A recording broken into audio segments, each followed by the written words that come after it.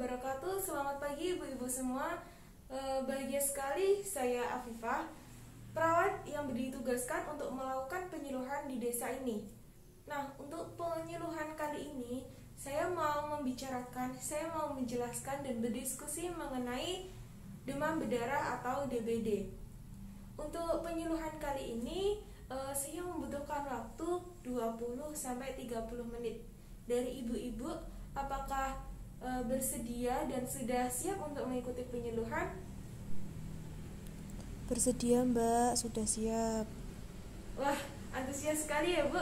Semoga nanti penyuluhannya lancar. Langsung saja. Kali ini kan sudah musim hujan ya Bu ya. Jadi banyak kabar mengenai masyarakat itu yang terkena demam berdarah. Nah, sebelum saya memasuki penjelasan mengenai DBD, saya mau bertanya nih, kenapa masyarakat itu banyak yang terkena DBD pada saat musim hujan? Dari ibu-ibu ada yang mengetahui? Itu Mbak, karena tuh banyak genangan-genangan air Mbak. Kan biasanya kalau hujan itu tuh genangan airnya banyak. Iya Ibu, benar sekali jawaban dari Ibu. Terima kasih atas jawabannya. Nah, alasan dari mengapa masyarakat itu banyak yang terkena DBD pada saat musim penghujan, dikarenakan tadi jawaban dari si Ibu. Si Ibu menjawab bahwasanya di saat hujan itu banyak genangan-genangan air sehingga menyebabkan habitat si nyamuk. Itu jawaban yang sangat tepat. Jadi saat musim hujan itu banyak sekali genangan-genangan di sekitar kita. Nah, biasanya genangan-genangan tersebut kita acuhkan, tidak kita bersihkan, tidak kita kuras atau tidak kita buang. Nah, itu yang menjadi sarang nyamuk. DBD itu kan nyamuknya Aedes aegypti.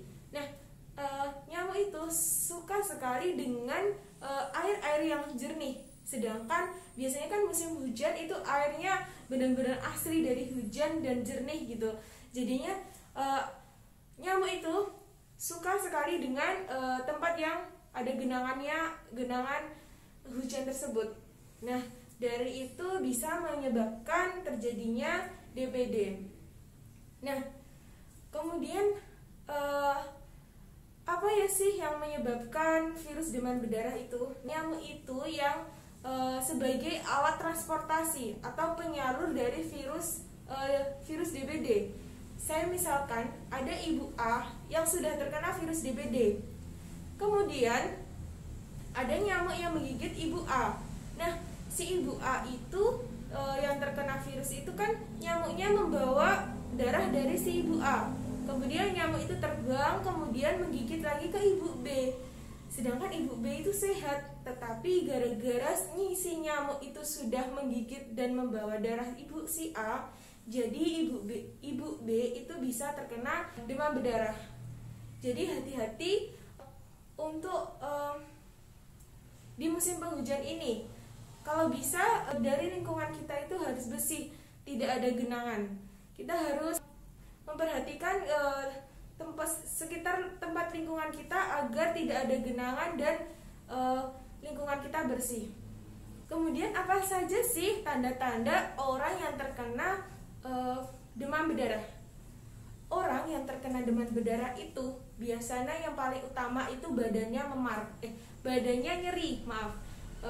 nyeri. Jadi orang yang terkena demam berdarah itu semua badannya itu terasa nyeri. Kemudian suhu tubuhnya itu tinggi, jadi demam tinggi. Kemudian diikuti dengan mual, muntah. Kemudian biasanya di kulit itu ada bintik-bintik merah. Nah, jika ada tanda-tanda itu, secepatnya kita membawa orang itu ke rumah sakit agar cepat ditangani. Karena jika tidak langsung dibawa ke rumah sakit itu bisa memperparah kondisi orang tersebut.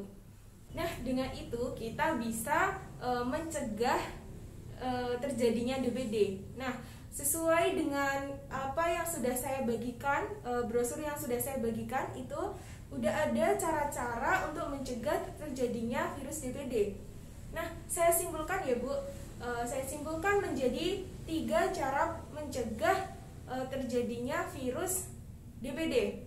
Yang pertama itu menjaga kebersihan lingkungan sekitar kita. Nah, itu yang paling utama. Karena kebersihan itu sangat penting, baik di agama maupun di pribadi kita. Nah, kenapa sih kok harus menjaga kebersihan? Soalnya nyamuk itu paling suka dengan lingkungan yang kumuh, berantakan, tidak bersih gitu ya Bu ya. Misalkan di rumah itu banyak pakaian yang ditumpuk, itu menjadi sarang nyamuk. Kemudian ada buku-buku yang berserakan, itu juga menjadi sarang nyamuk. Ada barang-barang yang berserakan kemudian bertumpuk, itu juga menjadi sarang nyamuk. Jadi bersihkan lingkungan sekitar kita agar terhindar dari virus DBD. Kemudian yang kedua, berilah penerangan pada lingkungan. Nah, ini hal sepele tapi bisa menyebabkan terjadinya DBD. Karena nyamuk itu paling suka di tempat-tempat yang gelap. Jadinya sebisa mungkin lingkungan kita itu ada penerangan. Kemudian yang terakhir, nah ini nih, menguras genangan air. Misalnya bak mandi ya Bu, itu udah 2 bulan, 3 bulan kok tidak dikuras, itu bisa loh sebagai habitat nyamuk. Jadi sebisa mungkin bak mandi itu dikuras sebulan sekali. Lebih baik itu sehari sekali. Wah, itu udah baik banget itu. Jadi genangan-genangan di sekitar kita perhatikan udah berapa lama gitu. Nanti kalau udah sepertinya kok udah lama, itu dibuang, kemudian dikosongkan, kemudian tempat itu ditelungkupkan agar tidak menjadi sarang nyamuk. Begitu.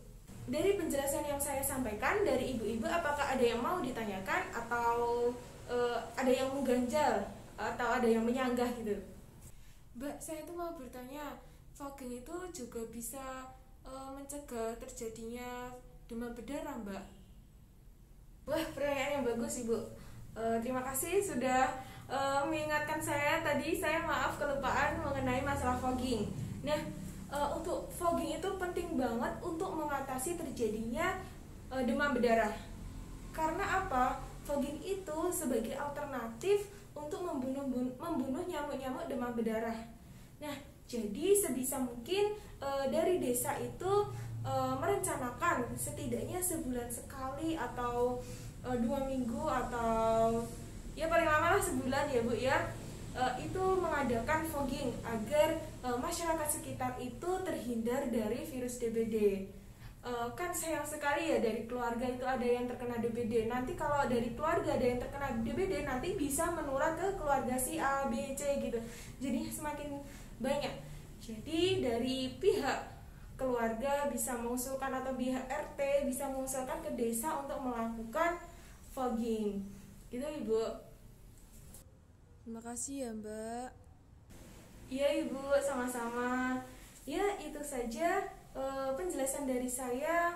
Jika tidak ada yang mau ditanyakan lagi, saya akhiri ya Bu. Semoga apa yang saya sampaikan dari penyuluhan tadi mengenai DBD bisa membuat keluarga atau ibu-ibu sekitar atau masyarakat sekitar itu lebih memperhatikan lingkungan sekitar agar bisa menghindari terjadinya virus DBD. Begitu Ibu, terima kasih sudah antusias mendengarkan penyuluhan dari saya. Wassalamualaikum warahmatullahi wabarakatuh.